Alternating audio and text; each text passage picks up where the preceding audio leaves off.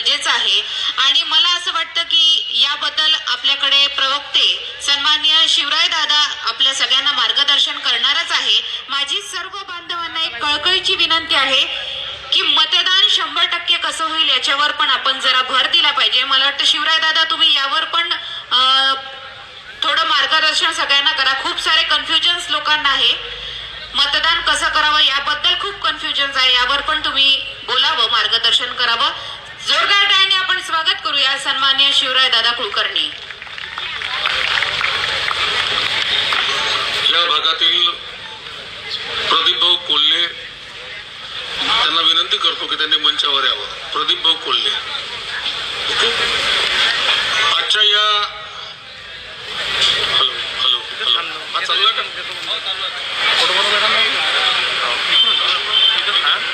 Link copy करून देतो. Hello hello बंद आहे ठीक आहे ना. हा चालू करू ना. Hello hello hello hello hello ठीक आहे ना, म्हणजे हातात नसलेलं बरं हॅलो हॅलो हॅलो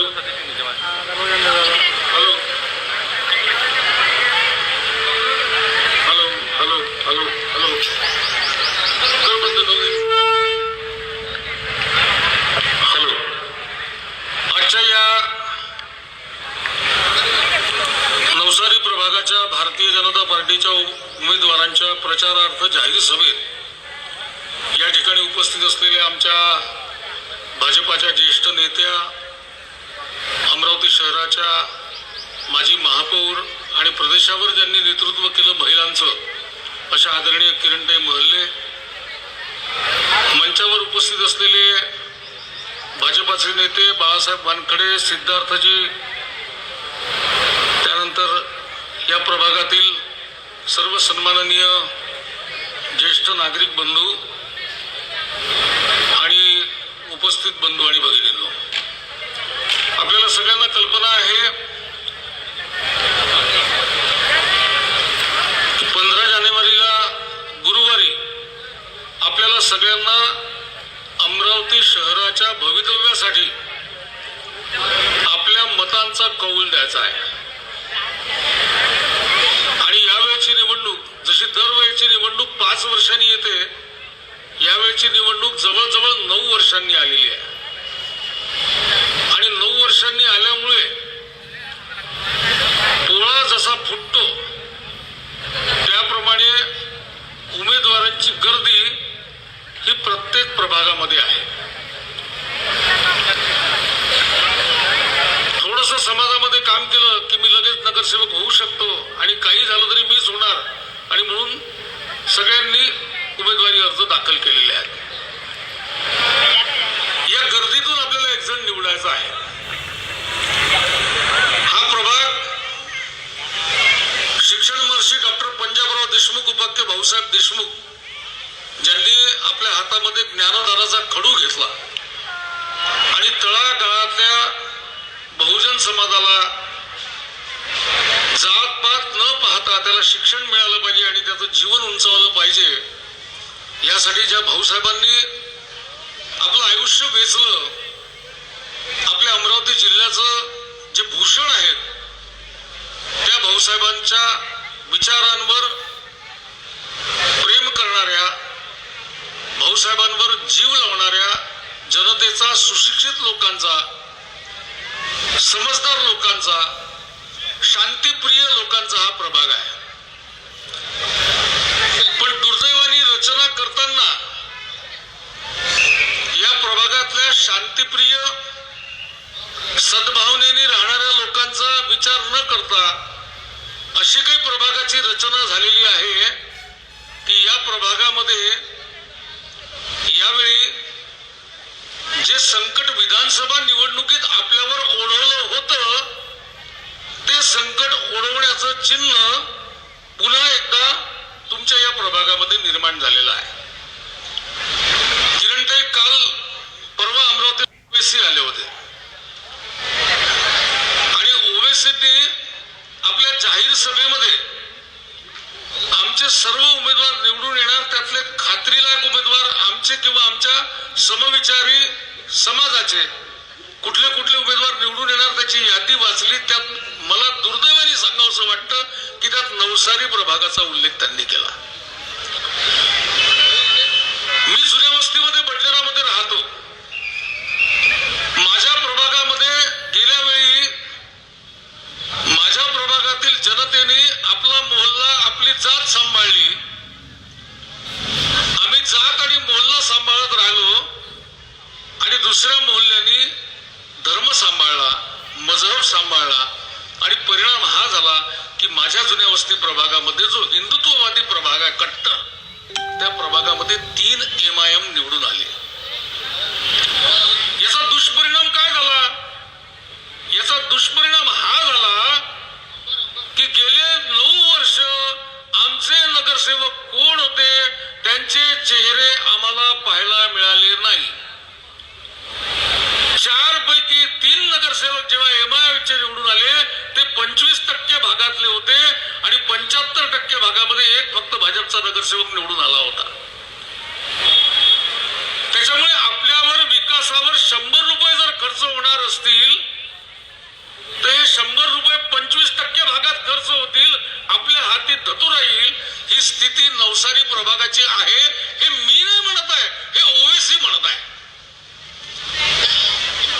आणि तुम्हाला आठवत असेल तर ज्या दिवशी विधानसभेचा निकाल लागला त्या दिवशी सकाळी 10 वाजेपासून तर दुपारी 12 वाजेपर्यंतचा काळ सगळेजण आठवा.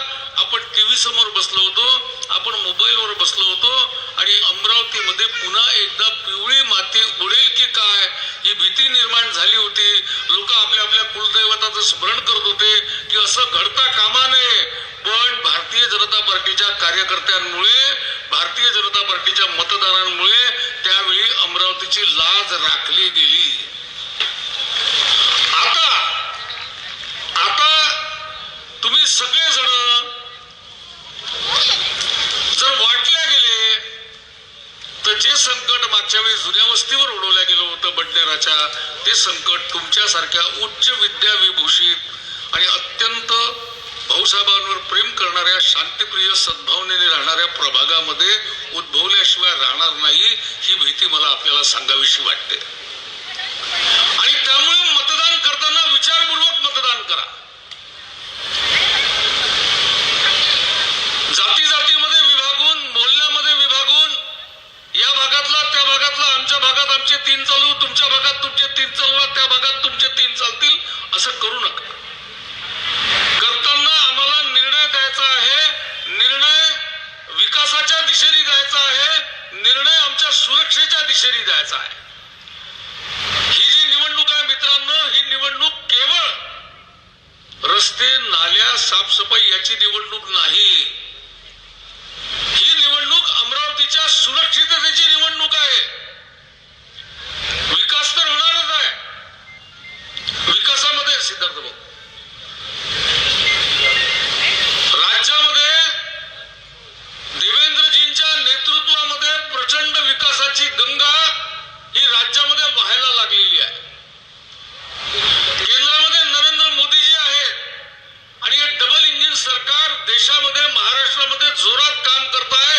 हे ट्रिपल इंजिन मध्ये कन्वर्ट करा. विकास तुम्हाला काहीही कमी पडणार नाही.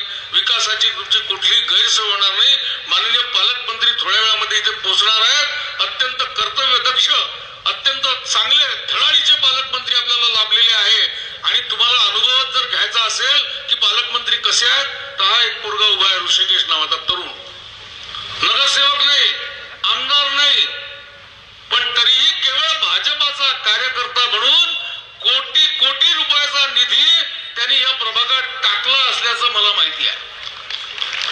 मला आकडाही माहित निश्चित काय आहे तो, पण मी जे ऐकतो इथल्या मतदारांचे मला फोन येतात, काही मित्र आहेत माझे, ते मला सांगतात की दादा त्या पोराची कमाल आहे की त्यांनी निधी इथे टाकलेला आहे. जेव्हापासून भारतीय जनता पार्टीला फार मोठा विजय मिळत नव्हता त्या काळापासून आमची रीताताई मोकळकर नावाची उमेदवार आहे.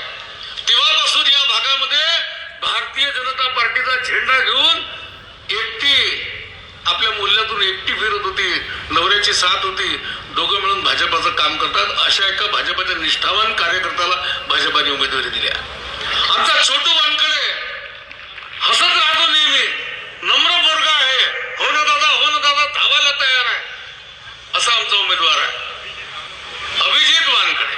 छोटू नाही, आम्ही छोटू म्हणतो लाडाने. खंडारे ताई तुमच्या सगळ्यांच्या मध्ये आहे. या सगळ्यांना तुम्ही विचारपूर्वक विजयी करा. आणि मी तुम्हाला सांगत होतो की फक्त विकासाची निवडणूक नाही, विकास करूच, भारतीय जनता पार्टी विकास करेलच, पण ही सुरक्षिततेची निवडणूक आहे. अमरावती शहरामध्ये गेल्या 4 महिन्यामध्ये तुम्ही जर थोडेसे वृत्तपत्र मागचे चाळून बघितले किंवा आपला मोबाईल जर तुम्ही मागे जाऊन बघितला तर तुमच्या असं लक्षात येईल की अमरावतीमध्ये लहान लहान मुलांना, 18 वर्षाच्या आतल्या मुलांना एमडीची सवय लावून, एमडीची चटक लावून त्या अल्पवयीन मुलांच्या हातून खुनाच्या घटना अमरावतीत किती झाल्या हे तुम्ही डोळ्यासमोर घ्या. अमरावतीमध्ये लव जिहादचे प्रकरण किती झाले हे डोळ्यासमोर घ्या. अमरावतीमध्ये रजा अकादमीचा मोर्चा घातल्यावर धुडगूस कसा होतो ते डोळ्यासमोर घ्या. उमेश कोल्हे सरतन से जुदा अंतर्गतली पहिली घटना अमरावतीमध्ये घडते हे डोळ्यासमोर घ्या. आणि म्हणून अमरावतीचं चित्र बदलण्याच्या स्थितीमध्ये आहे. मुख्यमंत्री देवेंद्रजी गृहमंत्री आहेत. जेव्हा याच किरणताईंनी आणि आम्ही, आजही किरणताईंच्या मोबाईलमध्ये तो SMS आहे, आम्ही जेव्हा मेसेज केला मुख्यमंत्री साहेबांना, 2 तासाच्या आत मुख्यमंत्री साहेबांनी अमरावतीचा पोलीस कमिशनर बदलवला आणि एक कर्तव्यदक्ष पोलीस कमिशनर या ठिकाणी बसवला. या सुरक्षिततेसाठी आपल्याला भारतीय जनता पार्टीला मतदान करायचं आहे. आपल्या अमरावतीचे नेते, लोकप्रिय खासदार डॉक्टर अनिलजी बोंडे या ठिकाणी आलेले आहे. मी त्यांचं स्वागत करतो. आणि म्हणून विकसित अमरावतीसाठी, सुरक्षित अमरावतीसाठी आपण सगळ्यांनी भारतीय जनता पार्टीच्या या 4ही उमेदवारांना विजयी करा. योगीजी सांगतात, योगीजी काय सांगतात, बटेंगे तो काय सांगतात योगीजी, बटेंगे तो कटेंगे, एक है तो नेक है, सेफ है.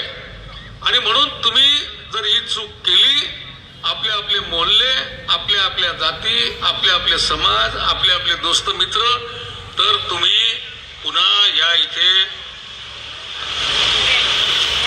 जो धोका निर्माण झालेला आहे, मतांची मतदार यादीतली आकडेवारी बघा, हा अत्यंत गंभीर मुद्दा मला आपल्या निदर्शनात आणून द्यायचा आहे. त्याचे चटके आम्ही बडनेरवाल्यांनी भोगलेले आहे, ते तुम्ही भोगू नये एवढी आपल्याला कळकळीची विनंती करतो आणि थांबतो. खूप खूप धन्यवाद. या ठिकाणी राज्यसभेचे खासदार, भारतीय जनता पक्षाचे सन्माननीय अनिलदादा बोंडे यांचं आगमन झालंय. जोरदार टाळ्याने आपण साहेबांचं स्वागत करूया. उपस्थित असलेल्या समस्त प्रभागातील नागरिकांना नम्र विनंती आहे की अवघ्या 5 मिनिटात या ठिकाणी सन्माननीय बावनकुळे साहेब येणार आहेत. माझी आपल्याला विनंती आहे की ह्या सगळ्या चेअर्स आपण थोड्या 15 मिनिटासाठी सेंटरला घेऊन घ्या. ज्या खुर्चीवर तुम्ही बसलेले आहेत ती खुर्ची घेऊन फक्त अशी मध्यभागी घेऊन या.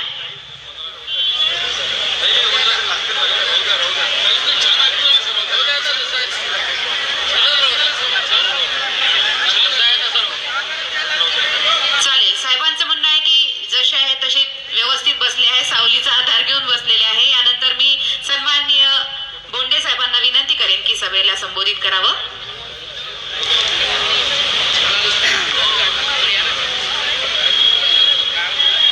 भारत माता की. अशानं जमणार नाही. सगळेजण भारत मातेचा जय जयकार करू. कारण आपले सैनिक सियाचीन मध्ये सगळीकडे मोठ्या ताकदीनं सीमेवर असतात. म्हणून आपण इथं चांगल्या तऱ्हेनं बसतो. आणि म्हणून प्रत्येक भाषणाच्या पूर्वी त्या सैनिकांना सलाम करण्याकरता आपण भारत मातेचा जय जयकार करतो. दोन्ही हात वर करून मुठी बांधून आपण भारत मातेचा जय जयकार करू. भारत माता की. छत्रपती शिवाजी महाराज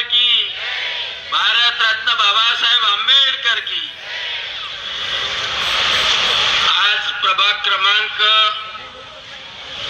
3 मध्ये भारतीय जनता पार्टीचे उमेदवार प्रतिभा सचिन खंडारे, अभिजित विनायकराव वानकडे, रीता सतीश मोकलकर, ऋषिकेश संतोष देशमुख या सर्वांना मोठ्या बहुमतानं विजयी करण्याकरता आज महसूल मंत्री आणि आपल्या अमरावती जिल्ह्याचे पालकमंत्री चंद्रशेखरजी बावनकुळे इथे येतात आहे आणि आवाहन करणार आहे की या प्रभागामध्ये ज्यामध्ये आपली शान आहे की आपण निवडून आणलंच पाहिजे भारतीय जनता पक्षाच्या उमेदवारांना, त्याच्या प्रचारासाठी येतात आहे. मी 10 मिनिटात का गरज आहे निवडून आणण्याची एवढं फक्त सांगणार आहे. मागच्या काही दिवसाच्या अगोदर देवेंद्रजी फडणवीस अमरावतीला आले होते आणि देवेंद्रजी फडणवीसांशी माझी चर्चा झाली आणि मी त्यांना सांगितलं की तुम्ही अमरावतीचं विमानतळ केलं, अमरावतीच्या विमानतळावरून मुंबईला जाणारं फ्लाईट सुरू झालं, तसंच पुणे आणि गोव्यापर्यंत सुरू झालं पाहिजे, हैदराबाद ते तिरुपती झालं पाहिजे आणि दिल्लीला सुद्धा फ्लाईट झालं पाहिजे. त्याच्यासाठी व्हायबिलिटी गॅप फंडिंग ती द्या आणि त्यांनी सांगितलं की ते तर मी करेलच, पण नाईट लँडिंग सुद्धा 2 महिन्यामध्ये नाईट लँडिंग सुरू होईल आणि अमरावतीचं फ्लाईट रेग्युलर सुरू होईल. त्यांनी सांगितलं की अमरावतीमध्ये सगळ्या महाराष्ट्रातलं सगळ्यात मोठं पायलट ट्रेनिंग सेंटर सुद्धा सुरू झालं, अमरावतीमध्ये PM मित्रा पार्क सुद्धा सुरू झाला. परंतु मी पाहिलं या प्रभागामध्ये जेवढे लोक आहेत त्या लोकांचा एक मुलगा किंवा मुलगी बऱ्याच जणांचे इंजिनियर झालेले आहे. झाले की नाही झाले? हात वरत करा बरं, कोणाकोणाचे पोरं इंजिनियर झाले किंवा इंजिनिअरिंगला शिकत आहे. पण इंजिनिअरिंगला शिकणारे पोरं त्यांना जावं लागतं पुण्याला आणि पुण्याला जावं लागतं आणि पुण्याला जाताना नोकरीसाठी जावं लागतं, कारण आपल्या इथे IT सेंटर नाही आहे. आपल्याकडे इंजिनिअरिंग कॉलेज आहे, गव्हर्नमेंटचं आहे, राममेजेंचं आहे, पोटेंचं आहे, गोडेंचं आहे, पण एवढ्या कॉलेजमधून एवढी मोठी फौज निर्माण होते, पण या फौजेला नोकऱ्या नाही भेटत, सगळ्यांना तिथे जावं लागतं. मी त्याच्यासाठी पुण्याची गाडी सुरू केली, रेल्वेची गाडी सुरू केली अश्विनी वैष्णव यांना सांगून. आता दुरंतोचा स्टॉप द्यायला सांगितला आणि शेगाव ते पुणे दुरंतो होते ती बडनेरापासून सुरू करायची विनंती केली. परंतु आपल्या इथे IT पार्क झाला पाहिजे आणि देवेंद्रजींनी सांगितलं की 25 हेक्टर जागा घेऊन सॉफ्टवेअर टेक्नॉलॉजी पार्क असो किंवा ITचं सेंटर असो, ITचं हब असो, PM मित्राच्या सोबत ते सुद्धा आपण सुरू करू आणि पुढच्या 1 वर्षाच्या काळात ते निश्चितपणे होईल. आता आपल्याला माहित आहे की विकास जो होतो तो 2014 नंतर प्रधानमंत्री नरेंद्रजी मोदी यांच्या माध्यमातून संपूर्ण भारतामध्ये विकसित भारताचं स्वप्न जे त्यांनी पाहिलं त्याप्रमाणे विकास होतो आहे. गरीब कल्याणाच्या योजना येतात आहे. देवेंद्रजी फडणवीसाच्या माध्यमातून खरं जर पाहिलं तर आपल्या विदर्भावर जो अन्याय होत होता, पण विदर्भाचा मुख्यमंत्री झाल्यामुळं आणि त्यातल्या त्यात विदर्भाच्या मुख्यमंत्र्यासोबतच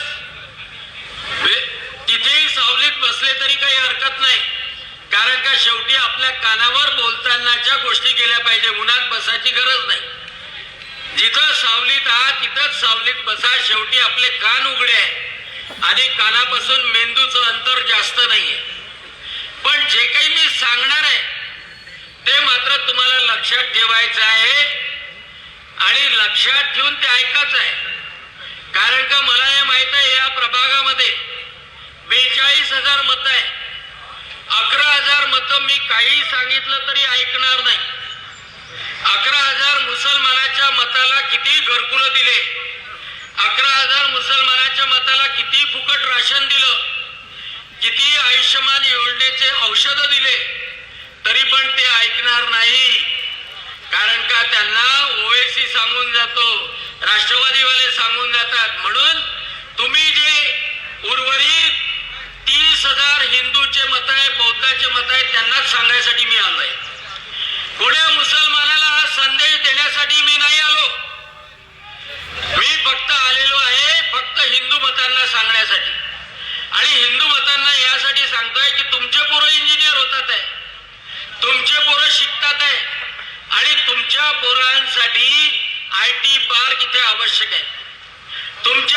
आपल्याला माहित आहे की आपण विकासाला मतदान करतो, आणि म्हणून तुम्हाला सांगायला आलेलं आहे. देवेंद्र फडणवीसांनी सांगितलं की आमच्या माता भगिनी ह्या सुरक्षित राहिल्या पाहिजे, पण नाही अमरावतीचं वातावरण तसं. आणि म्हणून सगळ्या ठिकाणी CCTV सुद्धा लागले पाहिजे. CCTV लागले पाहिजे का नाही लागले पाहिजे? CCTV लागले पाहिजे. आणि 110 कोटी रुपये त्यांनी मंजूर केले. CCTV साठी 110 कोटी रुपये मंजूर केले. पण हे सगळं जर करायचं असलं तर केंद्रामध्ये नरेंद्रजी मोदी, राज्यामध्ये मुख्यमंत्री म्हणून देवेंद्रजी फडणवीस, आणि मग अमरावती महानगरपालिकेचा महापौर तुम्ही दुसऱ्या पक्षाचा होऊ देणार आहे का? मला सांगा. तुम्ही बोललं पाहिजे. मला सांगा, दुसऱ्या पक्षाचा महापौर झाला पाहिजे का? हो की नाही? कारण दुसऱ्या पक्षाचा महापौर करायची चूक जर आम्ही केली तर ती आयुष्यातली सगळ्यात मोठी चूक राहील. कारण मी जेव्हा बाकीच्या नेत्यांचे भाषण ऐकतो, एक असुद्दीन ओवेसी येऊन गेला, त्याच्यानंतर काल त्याचा भाऊ अकबर ओवेसी येऊन गेला, असुद्दीन ओवेसी पुन्हा आला, आणि असुद्दीन ओवेसी म्हटला कि अरे अपनी आबादी बढ़ गई है, अपनी आबादी तो इतनी बढ़ गई कि इंशाअल्लाह ये अमरावती का महापौर भी मुस्लिम होगा. तुम्हाला भडकवण्यासाठी नाही सांगत आहे मी, समोरचं संकट तुमच्या पुढे मांडतोय. तुम्हाला पटलं तर आज इथून उठल्यानंतर तुम्ही प्रत्येकाच्या घरोघरी जा, आणि मी जे सांगितलं ते सगळ्यांना समजावून सांगा. कारण का 30,000 मतं हिंदूचे आहे, आणि या 30,000 मतामध्ये फूट झाली तर 10,000 वाला सुद्धा निवडून येतो. कारण मी अचलपूर मध्ये पाहिलं, जेव्हा नगराध्यक्षासाठी हिंदू एकत्रित झाला तेव्हा आमची रुपाली मातने अध्यक्ष झाली, पण वार्डामध्ये हिंदू डिवाइड झाला आणि 21 मुस्लिम नगरसेवक निवडून आले. म्हणजे हिंदू बहुल वार्डामधून सुद्धा मुस्लिम बहुल नगरसेवक निवडून आले. कारण तो असुद्दीन ओवैसी म्हटला कि इंशाअल्लाह ये अमरावती का महापौर भी मुस्लिम होगा. इतना ही नहीं तो कुछ दिन रुको, कुछ दिन के बाद में यहाँ का MLA भी मुस्लिम होगा और यहाँ का MP भी मुस्लिम होगा.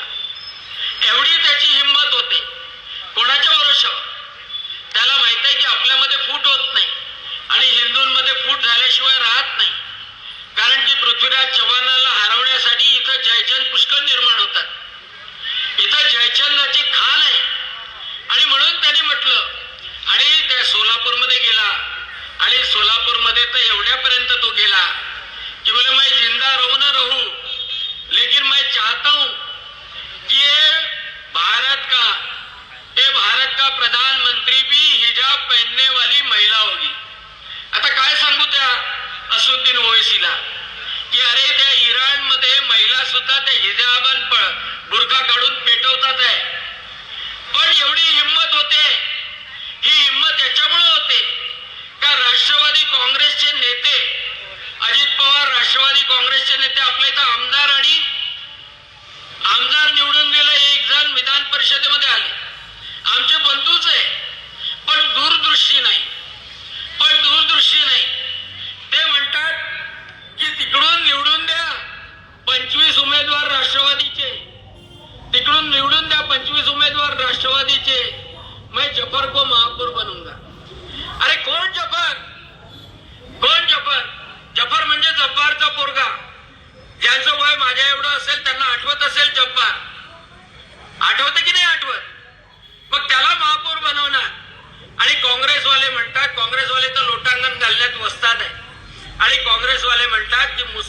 महापौर होगा. म्हणजे हे सगळेजण भिडले आहे. त्यांना तुमच्या मताची फिकीर नाहीये. त्यांना वाटते की त्या 25 जागा जर झाल्या आणि इकडून 20 कुठूनही आल्या तर आपल्याला मुस्लिम महापौर बनवता येईल.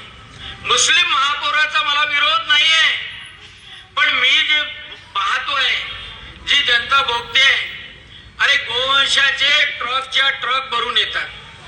अरे एका ट्रक मध्ये 3 गायी आणल्या तर चालेल, पण गोवंशाचे गायींना खच भरून आणतात.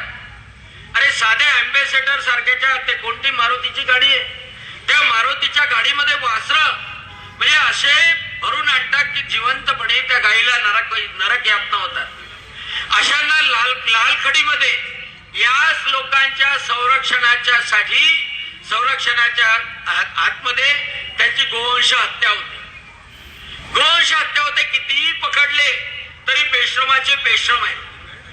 आज अमरावतीमध्ये गोवंश हत्या बंदी सोबत तुमच्या आमच्या पोरांना बिघडवण्यासाठी सगळ्यात मोठं रॅकेट जर सुरू असेल तर ते MDMA चं रॅकेट सुरू आहे. मी हे जे सांगतोय हे पुढचं सगळ्या पिढीला बर्बाद करणार आहे. आणि हे जर थांबवायचं असेल तर यांना राजनैतिक संरक्षण मिळायला नको. MDMA आपल्या अमरावतीमध्ये हब झालेला आहे. तुम्ही जर त्या चित्रा चौकाच्या पलीकडे गेले आणि कोणी जर गेलं, एखाद्या पाणथल्यावर जरी विचारलं तर MDच्या गोळ्या, MDMA ची पावडर तुम्हाला सहजपणे मिळेल. गांजा तर ताबडतोब मिळू शकतो. आणि याचा वापर करून आज तुम्हाला माहित आहे की गुंडगर्दी एवढी वाढली आहे की आपले पोरं, अल्पवयीन मुलं त्या गोष्टीमध्ये लागतात. अरे मुलं तर सोडा, पण आपल्या मुली त्या प्रलोभनात पडतात. आणि ज्याच्यासाठी मी डॉक्टर असून सुद्धा, MD मेडिसिन असून सुद्धा कट्टरपणे लव जिहादच्या मुलीच्या पाठीमागे उभं राहतो. कारण का मला माहित असतं की या मुलींना भुलवण्यासाठी यांनी MDMAचा वापर केलेला आहे, यांनी ड्रगचा वापर केलेला आहे. आणि मग याला संरक्षण देणारे जर का तुम्ही महापौर बनवत असाल तर तुमचं दुर्दैव राहील. तुमचं दुर्दैव राहील, पुढच्या पिढीचं दुर्दैव राहील. आणि म्हणून ही गरज आहे की विकास तर होणारच. विकासासाठी नरेंद्र मोदी, देवेंद्रजी फडणवीस, चंद्रशेखरजी बावनकुळे आणि त्याच्यासोबत हे 4 नगरसेवक राहतीलच. अरे 5 वर्षाच्या अगोदर भारतीय जनता पक्षाची सत्ता होती. पण या 4 वर्षात जेव्हा प्रशासक होतं, काय अमरावतीची अवस्था झाली? अमरावतीची अवस्था कचरा तिकडे तिकडे, घंटा गाड्या नाही. मी त्या आयुक्त सौम्या शर्माशी बोललो. सौम्या शर्मानी सांगितलं की कसं काम करायचं. इकडे एक आमदार ओढतो, तिकडे तो दुसरा आमदार ओढतो, त्यांचेच पिलांटू कचरा उचलतात, कचऱ्याचे ठेके घेतात दोघांची, आणि दोघांच्या भांडणामध्ये अमरावती घाण राहते. आणि म्हणून ताकदीनं काम करणारा भारतीय जनता पक्षाचा महापौर जोपर्यंत इथे राहत नाही तोपर्यंत इंदोर सारखं अमरावती स्वच्छ होत नाही. इंदोरची गोष्ट सांगतो. आता इंदोरचे खासदार शंकर लालवानी थोड्या वेळात येतात आहे, इथे नाही येणार, परंतु अमरावतीमध्ये प्रचारासाठी येतात आहे. माझाही इंदोरला दौरा होता. मी त्यांना विचारलं की इंदोर भारतामधलं स्वच्छ शहर काय? त्यांनी सांगितलं की याच्या पाठीमागचं कारण आहे की सातत्यानं भारतीय जनता पक्षाचा महापौर, सातत्यानं भारतीय जनता पक्षाची स्थायी समिती, सातत्यानं भारतीय जनता पक्षाचा आमदार आणि सातत्यानं भारतीय जनता पक्षाचा खासदार तिथे निवडून आले. एका संस्कृतीमधून आहे की कोणाचं लांगुल चालन करायचं नाही, कोण्या गुंडाला पाठीशी घालायचं नाही. आणि हे कॉन्ट्रॅक्ट, जे कचऱ्याचे कॉन्ट्रॅक्ट असतात, अरे कचऱ्याच्या कॉन्ट्रॅक्ट मध्ये 100 ट्रक लावलेले असले फक्त 20 ट्रक धावतात. 100 माणसं जर लावलेले असले रोजंदारीवर फक्त 30 माणसं काम करतात. आणि 70-80 ट्रकचे पैसे, 70 माणसांचे पैसे हे सगळे यांच्या खिशामध्ये जातात. कोण आहे? आपल्यातलेच आहे. कोणी इथला आमदार कोणी तिकडचा आमदार, कोणी बडनेराचा आमदार, कोणी अमरावतीचा आमदार. आणि मग हे मोडून काढायसाठी ही चांगली संधी आहे. हे मोडून काढायसाठी चांगली संधी आहे. आणि या संधीमध्ये एकच महत्वाची गोष्ट करायची आहे की आज अनेक वेळा असं वाटतं, आमच्या किरणताई महल्ले इथे, प्रवीण भाऊ पोटे इथे आलेले, दोघे जण या परिसरामध्ये राहतात. किरणताई महल्ले इथलं पालकत्व स्वीकारतात आहे. आणि आपली अमरावती, हरित अमरावती, सुरक्षित अमरावती ही जर झाली असेल, ही जर व्हायची असेल तर तुमच्या प्रभागातून 4 नगरसेवक निवडून आले पाहिजे. कारण हे प्युअर कमळाचे नगरसेवक आहे. पहा परिणाम काय होतो की अमरावतीचा महापौर जर बसवायचा असेल तर आपल्याला 45 किमान किती लोकांचं आहे आपल्या इथे निवडणूक, किती लोकांची आहे? 87 लोक, 87 नगरसेवक आपल्या अमरावती महानगरपालिकेमध्ये. 87 मध्ये पूर्ण बहुमत जर पाहिजे असेल तर आपल्याला 45 नगरसेवक निवडून आणावे लागतात. आणि 45 नगरसेवक निवडून आणावे लागतात तर कमीत कमी आपल्या या प्रभागामधून 4 नगरसेवक निवडून आले पाहिजे. आम्ही जेव्हा कोर कमिटीमध्ये चर्चा करत होतो तेव्हा आम्ही पाहिलं की भारतीय जनता पक्षाचे जे उमेदवार आहे ते फक्त या 31,000 मतावर अवलंबून आहे. बाकी राष्ट्रवादीचे उमेदवार असो, काँग्रेसचे उमेदवार असो, तिकडे मुस्लिम एरियामध्ये जाऊ शकतात. मला सांगत आहे त्या मुस्लिम एरियामधून तुम्हाला एक तरी मत मिळणार आहे का? मिळणार आहे का? एकही मत मिळणार नाही. एकही मत मिळणार नाही. मग तुमचे मत तुम्ही का डिवाइड करता? तुमच्या मतामध्ये का फूट पाडता? तुमचे जर 30,000 मत एका साईडने कमळाला पडले तर कोणाची शान आहे या भारतीय जनता पक्षाला पराभूत करू शकेल म्हणून? आहे का शान? कोणाची शान नाही. परंतु खरोखर तुमच्यामधली ताकद जागवायसाठी मी आलोय, तुमच्यामधली ताकद जागवायसाठी आलोय. पण हा संदेश प्रत्येकाच्या घरापर्यंत पोहोचवणं सुद्धा आवश्यक आहे. कारण आपण हिंदू लोक आहो, सगळ्या देवळात जातो, गजानन महाराजची पालखी काढतो, गजानन महाराज की जय म्हणून त्यांच्या कोणते गजानन महाराजचा तो दिवस असतो ना, प्रकट दिवस असतो. अनेक वेळा या एरियामध्ये प्रकट दिवसाचं जेवण करायसाठी मी आलो. हे सगळं करतो परंतु निवडणुकीच्या वेळेला एकजूट नाही करत. निवडणुकीच्या वेळेला एकजूट नाही करत. निवडणुकीच्या वेळेला आपल्यात फाटे फुटतात. फाटे का फुटतात की नाही या पक्षाचा, या जातीचा, याने सांगितलं हे तर खूप जवळचे. एवढी एक गॅरंटी देतो का हे 4 नगरसेवकाचे उमेदवार आहे. आमच्या प्रतिभाताई सचिन खंडारे, अभिजित विनायकराव वानखडे, अभिजित आहे, नंतर रीता सतीश मोकलकर आणि ऋषिकेश संतोष देशमुख या उमेदवारांनी काम जर केलं नाही तर त्यांचे कान पकडण्यासाठी खासदार म्हणून मी आहे, कान पकडण्यासाठी पालकमंत्री म्हणून चंद्रशेखरजी बावनकुळे. पण एकच महत्वाची गोष्ट आहे की आपल्या डोक्यात आपण घुसवलं पाहिजे. का 30,000 मत आहे, त्या 30,000 मतापैकी अनेकांचे पोरं सध्या पुण्याला गेले असतील, नोकरीला गेले असतील. त्या पोरांना बोलवणार आहे की नाही मतदान करायला? बोलवणार आहे की नाही? तिकडे बसले भाऊ, तिकडे बोलवणार आहे की नाही? त्या पोरांना बोलवा. कारण का एक मत तिकडचे 11,000 वाले कुठं गेले नाहीये, ते इकडेच पंक्चर जोडून राहिले.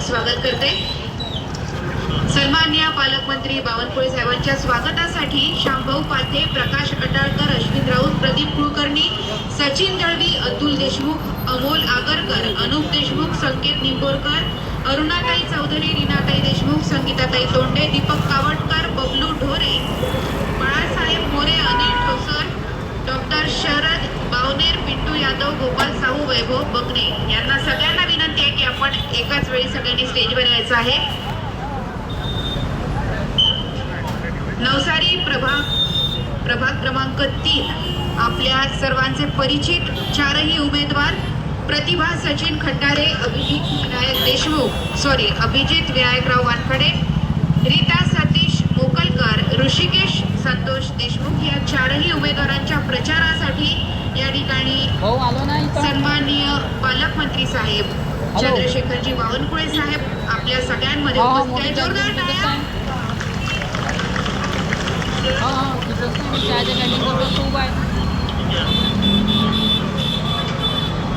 चहाच्या कॅन्टीन जवळ उभा आहे म्हणलं, चहाच्या कॅन्टीन जवळ.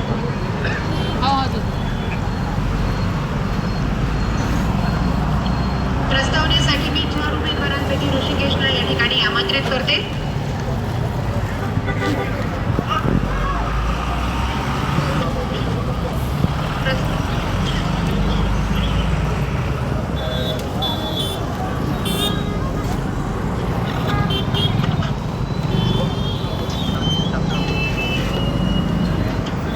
आजच्या या सभेला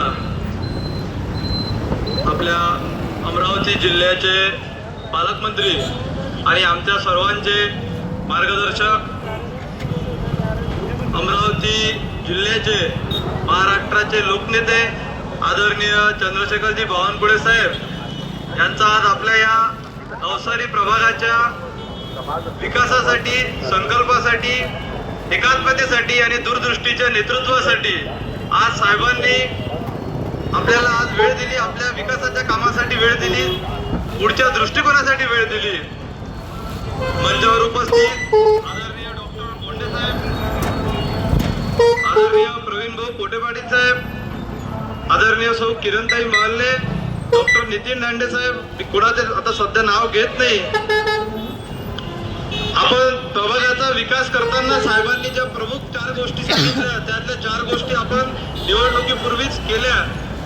आपण 24/7 भारतीय जनता पार्टीचं जनसंपर्क कार्यालय 15 डिसेंबर 2025 रोजी साहेबांच्या सूचनेवरून, साहेबांच्या आदेशावरून सुरू केलं आणि त्या जनसंपर्क कार्यालयामध्ये जे जे समस्या आपण आलेल्या आहेत त्या प्रत्येक समस्या सोडवण्याचं काम सुद्धा सुरू केलेलं आहे.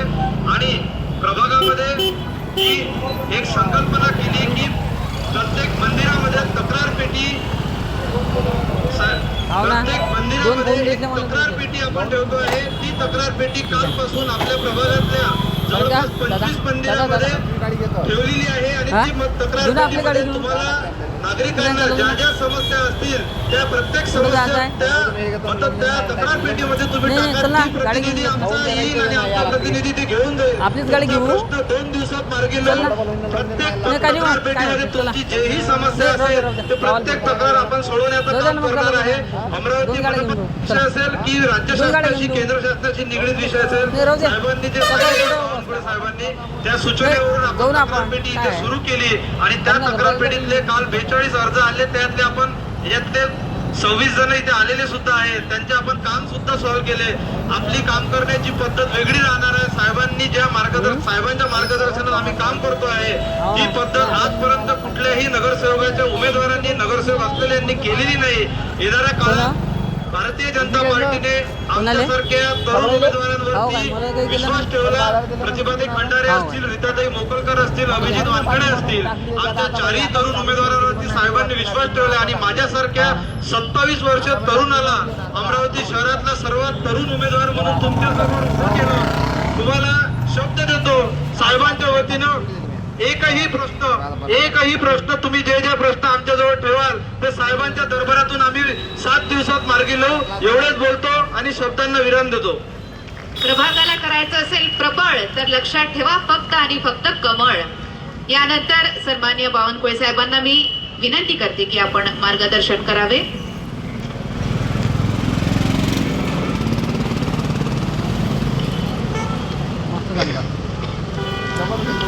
भारत माता की. काय झालं नवसारीला आज? हो काय तुम्हा सर्व जनतेला मतदारांना ऊर्जा द्यावी लागेल, उमेदवारांना मजबूतीने द्यावी लागेल. भारत माता की. वंदे छत्रपती शिवाजी महाराज की. महामानव डॉक्टर बाबासाहेब ते आता कसं आंबेडकर आपल्याला की. इथं कसं आपण नवीन नवीन आहे ना शहरात. जय श्रीराम.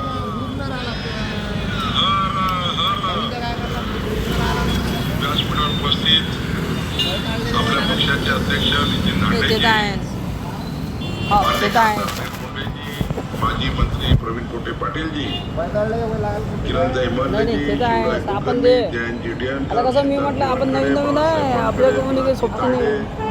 पुरुषोत्तमजी दातीर, मनोहरजी सांडे, सुमनजी देशमुख, हो हो डीके श्री डीकेजी, विलासराव देशमुख, रमेशजी बांदलकर, शंकररावजी मांडवे, रमेशजी बुंदिले या व्यासपीठावर हो उपस्थित होता ना सर्व बंधू आणि नाही. भगिनी. खरं तर 15 आपलं काम तारखेची आपण त्याचं काम निवडणूक ते ही प्रतिभाताई खंडारे, अभिजित वानखेडे, हो रीता मुकलकर, ऋषिकेश देशमुखच्या नशिबाची नाही आहे. ही निवडणूक या 4 उमेदवारांच्या नशिबाची नाही आहे. ही निवडणूक व्यासपीठावरच्या कुठल्या नेत्याच्या नशिबाची नाही आहे. ही निवडणूक माननीय पंतप्रधान नरेंद्र मोदीजीच्या सरकारच्या, केंद्र सरकारच्या 55 योजना ज्या आपल्या अमरावतीमध्ये नवसारीमध्ये येणार आहे. अन्न, अपंग, निराधार, निराश्रित, मध्यमवर्गीय, आर्थिक दुर्बल, गरीब कल्याणाच्या योजना, SC, ST, 18 पगड जाती, ओबीसी, 353 जातीचा ओबीसी समाज या समाजाकरता येणाऱ्या 55 योजना ज्या मोदीजीचं सरकार या नवसारीमध्ये बनवणार आहे. या 55 योजना ऋषिकेश देशमुख, प्रतिभा खंडारे, अभिजित वानखेडे, रीता मोकलकर आपल्या नवसारीमध्ये आणणार आहे. याकरता ही निवडणूक आहे, याकरता ही निवडणूक आहे. बंधू-भगिनींनो, 15 तारखेची निवडणूक हे देवेंद्र फडणवीस सरकार, आपलं सरकार,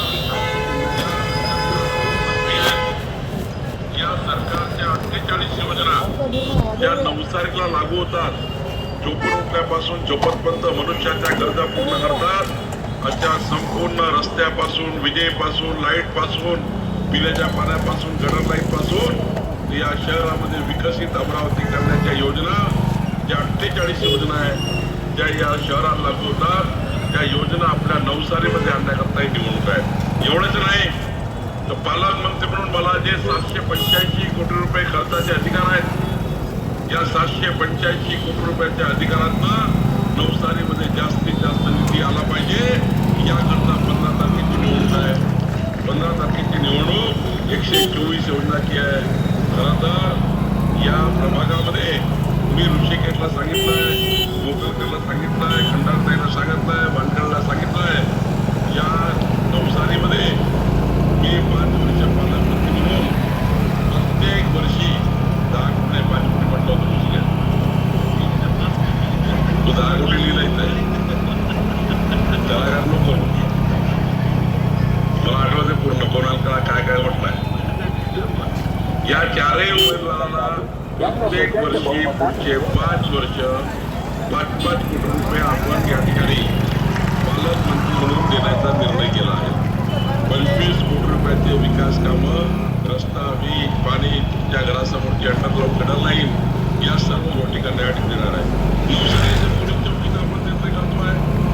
काळा मारुती मंदिरामध्ये या ठिकाणी ही पोलीस चौकी तयार होणार आहे. एवढंच नाही तर आपल्या या ठिकाणी या भागामध्ये संपूर्ण विकसित अमरावती करण्याचा विचार करतोय. माननीय पंतप्रधान नरेंद्र मोदीजींनी विकसित भारत 2047चा संकल्प केला. या जगातला सर्वोत्तम भारत, या जगातला विकसित भारत, या जगातला आधुनिक भारत, या जगातला दहशतवाद, आतंकवादाच्या विरुद्ध लढणारा भारत निर्माण करण्याची कुठं जायचं आहे आता? माननीय पंतप्रधान नरेंद्र मोदीजींनी केला आहे. आणि संपूर्ण जगाने मोदीचं नेतृत्व हो काय? हे त्या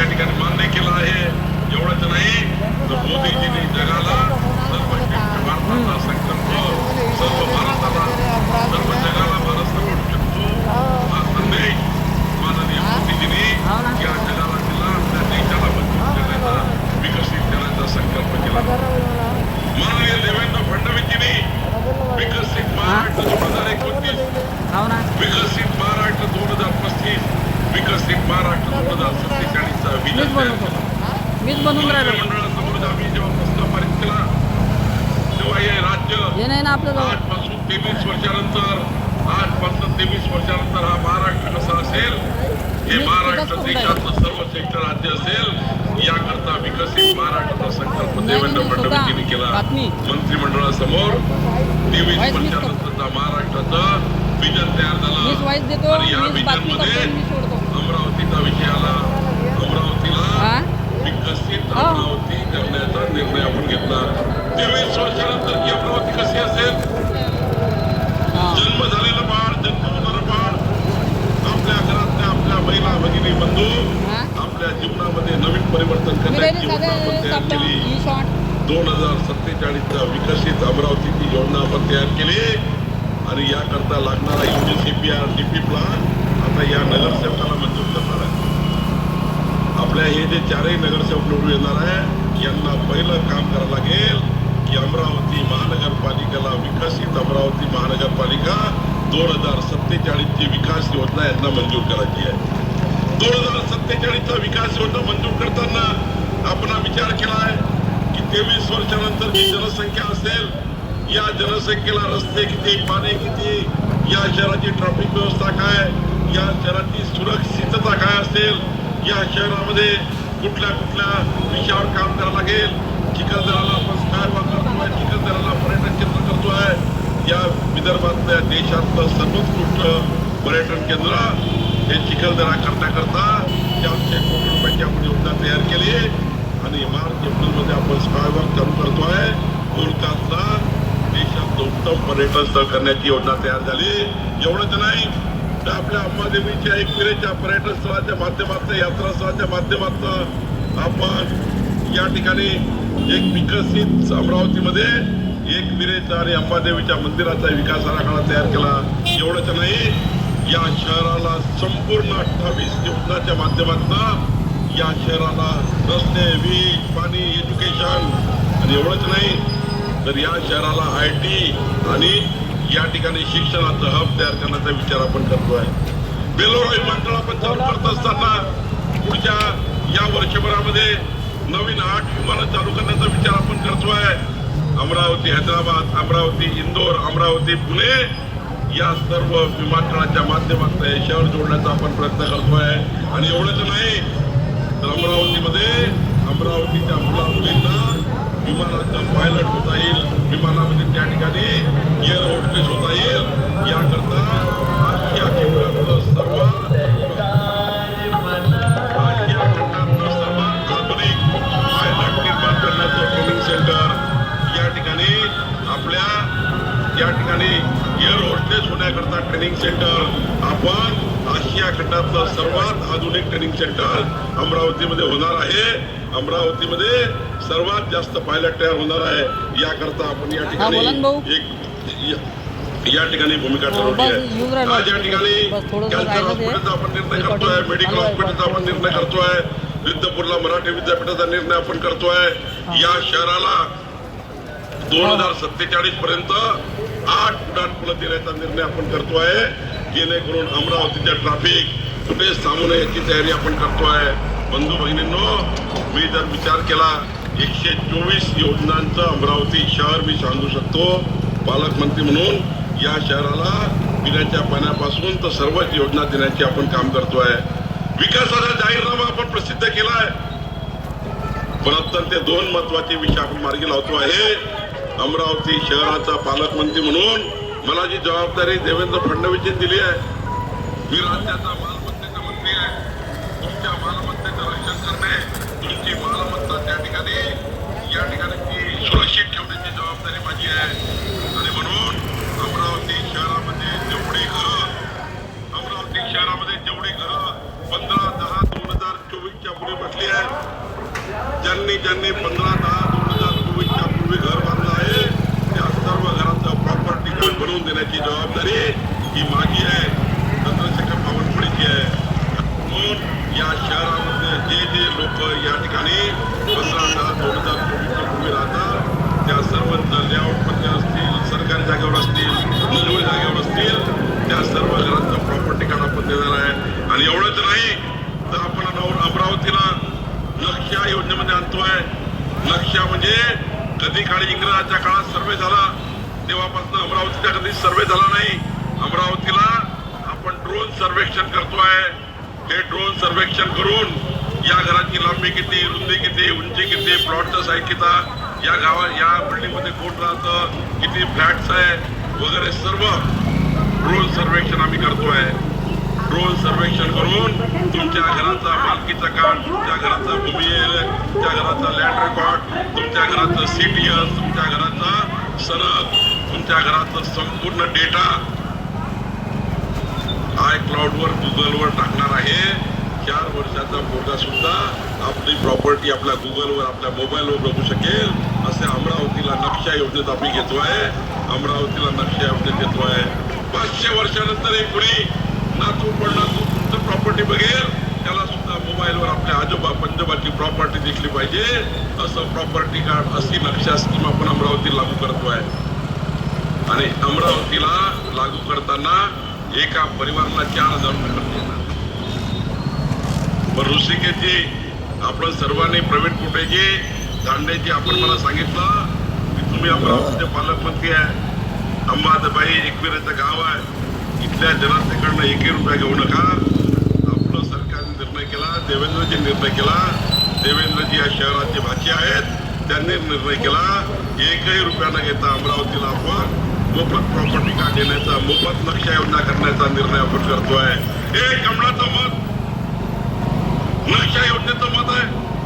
एक कमळाचं मत या ठिकाणी प्रॉपर्टी कार्डचं मत आहे. एक कमळाचं मत 124 योजनाचं आहे. आणि आता तर अमरावती शहरामध्ये आपण 110 कोटी रुपये देतोय.